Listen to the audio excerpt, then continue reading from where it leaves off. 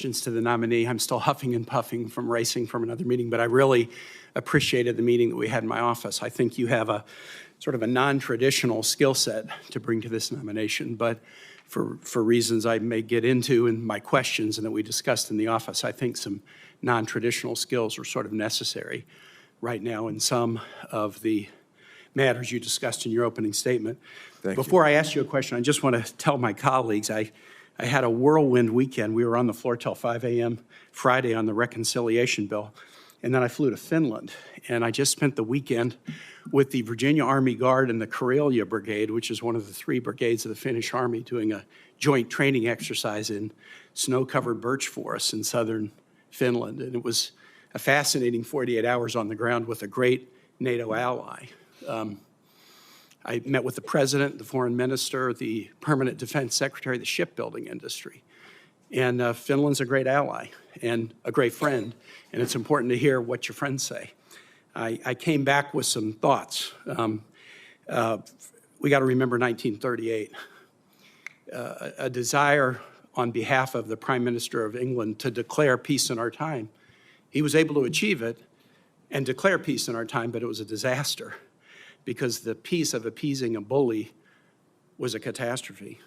In 1975 in Helsinki, 50 years ago this summer, we entered into the Helsinki Accords to create stability in Europe, and the then Soviet Union pledged to respect the sovereign integrity of every other nation. In fact, all the signatories to the Accords did. That's worthy of celebration after 50 years and revitalizing. And in 1995, we created the OSCE, coming out of the Helsinki Accords to essentially do the same thing. 5 years ago this week, President Trump negotiated a deal with the Taliban, leaving the government of Afghanistan out of the deal. And we were able to declare peace in our time, but the decision to omit Afghan participation in that peace deal turned into a catastrophe. And the Inspector General that did the after assessment after August of 2021 indicated that cutting the Afghans out led to such a feeling of abandonment that that was one of the critical factors in that going wrong. Even if you forget all the history, just remember what your parents told you when you were going to school the first time you complained about a bully. They said you got to stand up to a bully, or a bully will keep bullying you and others. And so yesterday in the meetings in Helsinki, it was the 3rd anniversary of the invasion of Ukraine by Russia. And a resolution was offered at the UN General Assembly containing this phrase: the full-scale invasion of Ukraine by the Russian Federation has persisted for 3 years. That phrase, saying that it was an invasion by the Russian Federation, led the United States of America to vote no. The resolution failed. The U.S. voted no along with Russia, Nicaragua, North Korea. It was sobering to be in Helsinki with this new NATO ally who joined NATO and is exercising with Virginia troops, and have the U.S. unwilling to vote for something because it said, place the blame for the invasion on the Russian Federation. We have a president who won't clearly say it. We have a Secretary of Defense who won't clearly say it. We have too many people who won't speak the truth. This was a Russian invasion of Ukraine. And at the highest levels of our government right now, we have folks who won't speak the truth, and they'll stand with Russia and Nicaragua and North Korea rather than standing with allies. It is important that we not let these things just pass by unremarked upon. This is the first armed services hearing we've had since the 3rd anniversary, and I just felt like I wanted to put it on the record. Would you agree with me? Mr. Feinberg, you talked about the competition with China and what it's going to take for us to succeed. Would you agree with me that in that competition, a robust network of allies is one of the great assets that the United States has, and we should work to maintain it?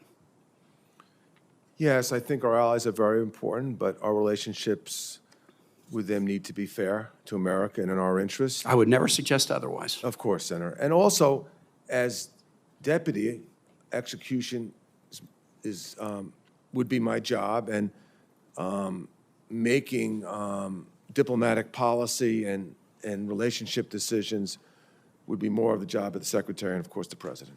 I really will want your help, and we talked at length about shipbuilding. We are putting more money in year after year, and then let's put more money in is not getting us the result that we need. And I think you have a skill set, again, that's a little bit non-traditional, but we're not going to be able to solve our production woes just by this committee voting for greater appropriations. If we don't have some change makers, we're not going to get to where we need to get. And I look forward to continuing that discussion. With that, Mr. President, I yield. I'd like to ask that the UN General Assembly resolution that I referred to, that the U.S. voted against and caused it to fail, I'd like to ask that it be entered into the record.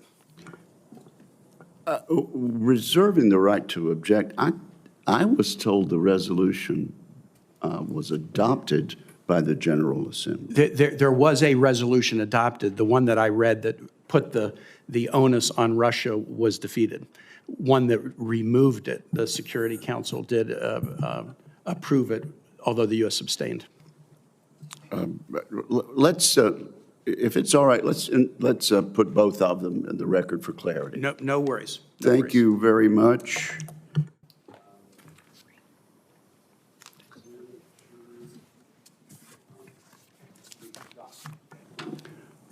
Take a deep breath.